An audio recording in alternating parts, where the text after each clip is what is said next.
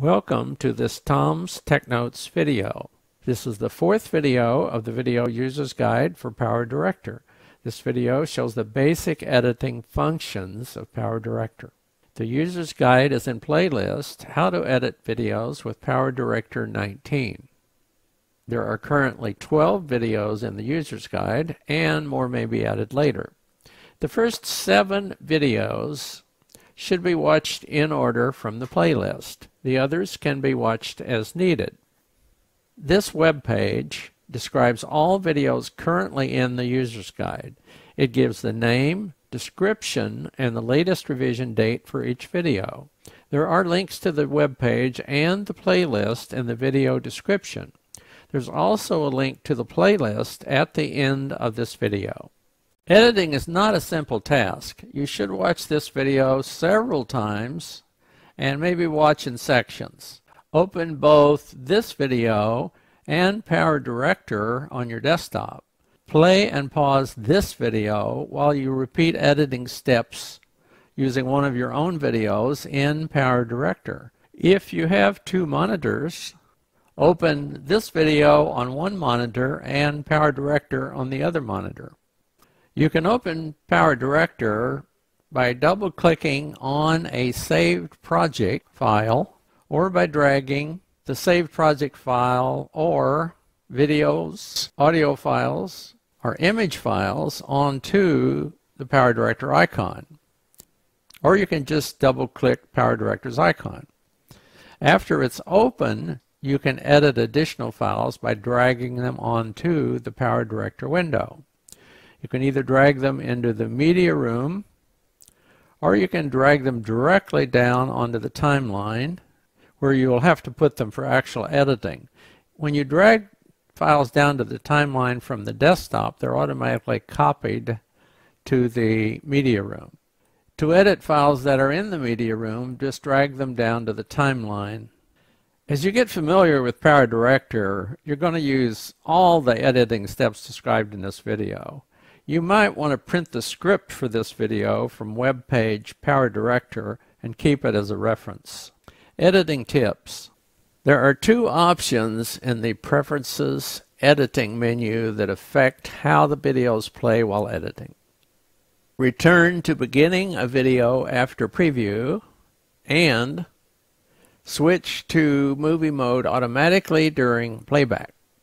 When the switch to movie mode automatically option is checked, here's what happens. If you start to play within a selected clip,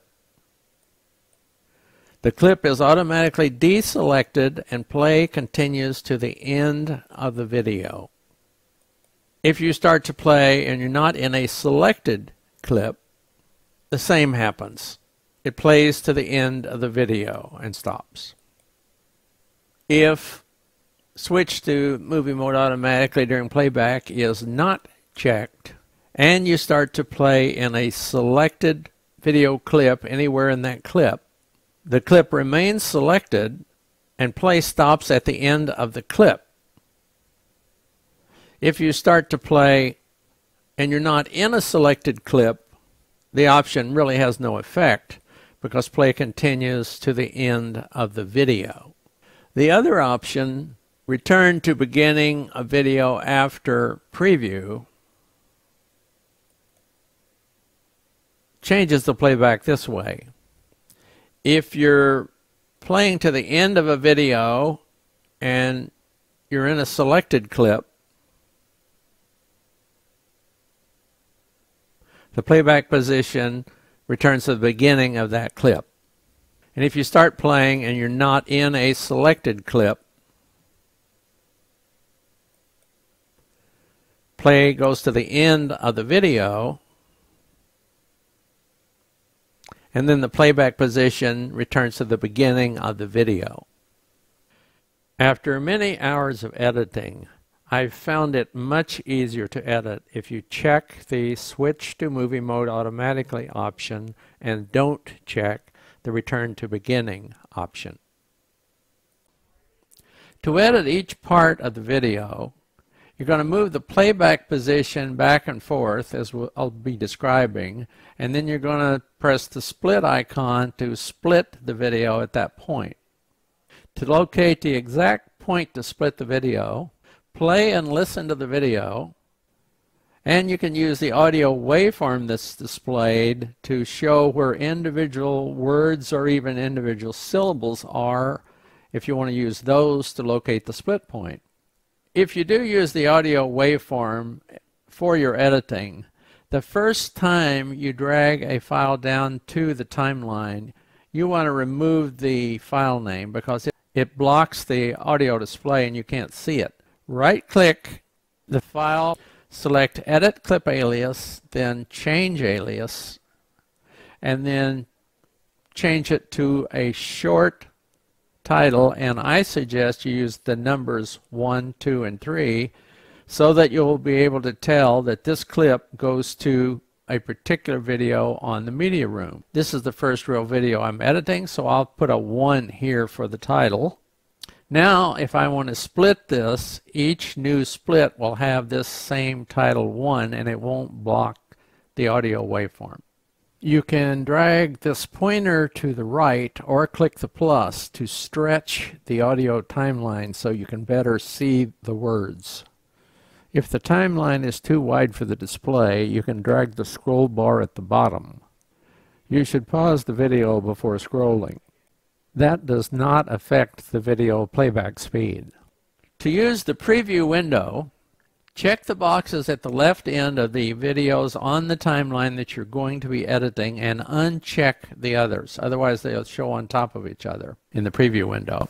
The preview window shows the selected video as you play it, and when you pause it, it shows a snapshot of where you are in playing that video. The numbers give the position of the playback in hours, minutes, seconds, and frames. If your video was recorded at 30 frames per second, 1 frame would be 1/30th of a second. That's a very tiny part of the video. If nothing down here is selected, as it is not now, you can tell they get highlighted. Selected, not selected. If nothing down here is selected, these numbers start at 0 on the left end of the timeline and go to the rightmost part of the last file on the timeline. If there is anything selected, these numbers go from the beginning to the end of the selected part. You can use the numbers as a guide when you're splitting the video. To play or pause the video, click this button. It's playing, it's paused. You can also press the space bar on the keyboard to play or pause the video. The pointer here shows the playback position, and you can move the playback position by dragging it back and forth. And just as the numbers represent the position within a selected video or the position within the entire timeline, depending on whether or not anything is selected, this control operates the same way. If nothing is selected, you can move the playback position from the beginning of the timeline to the rightmost part of the rightmost video on the timeline. If anything is selected, you can move only within the selection.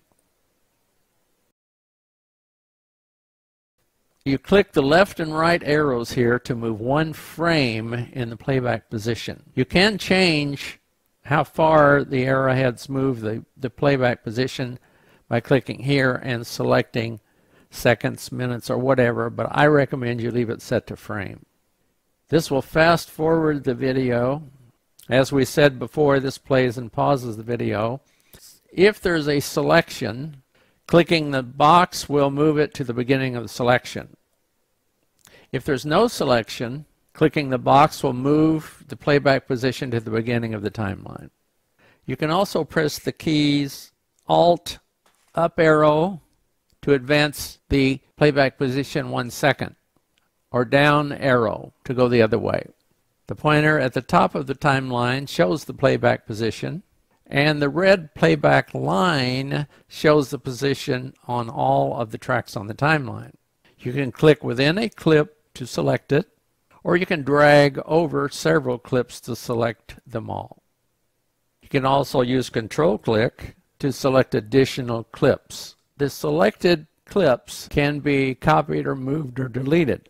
You can use the Control-X, Control-C, and Control-V keys to do that, but you may find that those work erratically.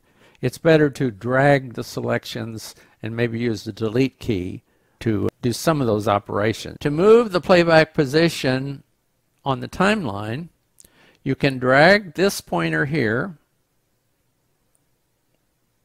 or you can click on the scale, or you can click in a clip to move the playback position to the beginning of that clip and select that clip. If we haven't already mentioned it, you can deselect the selection without moving the playback position by clicking a blank space on the timeline. To split a video, position the playback indicator and then hit the split key. But be careful. If the position line doesn't cross a selected clip, pressing the split key will split every video the line crosses. It's split here and it's split here. However, if the line does cross a selected video clip and you press the split key, it only splits the selected clip. It's hard to get used to, and you're going to have a lot of extra splits when you're first using editing with more than one video. So again, when you hit the split key, if the playback line crosses a selected clip, which it does here, and you press the split key, it will only split the selected clip that's crossed. So if I hit the split key now, it will only split this clip and it will split it where the red line is. But if the line does not cross a selected clip and the playback indicator crosses several clips, when you hit the split key, it will split every clip it crosses. Notice it split this clip that was here, and it now reproduced the identifier on the right side of the split. If you split a selected clip, hit the split key, it not only splits the selected clip where the line was, but it also selects the part of the clip that was to the right of the playback indicator. Just play with those actions on your own video with PowerDirector to get familiar with them. There's a lot of stuff in this video. It's going to take a while to learn all the ins and outs of editing. You can get rid of the extra splits. Let me add an extra split here, and I'll demonstrate how you would do that. So let's make another split here. Now let's say you really don't want the split here. Let me move this so you can see the split. Okay, here's the split. Let's say you didn't really want this split. Select the parts of the video on both sides of the split, right-click anywhere in the area, and select Combine. That got rid of the split. You don't really have to get rid of the unused splits or the wrong splits. You can just highlight the area you really want to move and work on that area. But there are places in the editing where it's more convenient if it's just one part and there's no split. So if you do want to get rid of the split, right-click, get rid of the split. To delete a clip, select it, hit the delete key. If there's something to the right of it, it'll ask you, do you want to remove this clip and leave the gap? Or do you want to remove it and fill the gap? Or do you want to remove it, fill the gap, and move all clips? What that does is, if there are any disconnected clips to the right of where you're deleting, and let me fix it so there are. If I get rid of this clip, I'm hitting the delete key, and I say I want to remove, fill gap, and move all clips. It'll get rid of this, it'll move all of this over, but it'll also move this over the same amount. So let's do that. To insert a clip, just select it and move it and leave it where you want it. Let's say you want to plunk it in the middle of this clip. Release. You can either write over what's there, you can insert it, and at which point it'll move the stuff that was there to the right. And again, this insert and move all clips. If there's anything to the right of this point that's separate from nothing to the left, it would move that also. There isn't now, so it won't move anything down here. These two will act the same. So it'll move what's under here, and it will put this here. So let's do that. Now to get rid of a space, you can select it, click in it, and hit the delete key. Now there is another option here. If you right-click a blank, you have that option, remove and move clips on the same track, which would act the same way as a delete key, or remove all clips after the remove clip. If there was anything down here to the right of it and you selected this option, it would move this over to fill the gap and move anything that was over here the same amount. You will find that for various reasons, sometimes when you click on a blank space between two parts of the video and you hit the delete key, it won't move the stuff over. If that happens, try the right click and this option. If that doesn't work, and sometimes it won't, you'll have to just click on the parts you're trying to move over and just drag them. Now, of course, this has the problem. If there are any other parts here that are separate clips, it won't move them. It'll move them one at a time. And you really want to close this gap, but you want to move everything. So you would be sure to select everything to the right of there and drag it together. And very carefully line it up, let go. You can tell when you've dragged it too far because it'll ask you if you want to overwrite it. If it says that, you dragged it too far. For instance, now it asks me if you want to overwrite.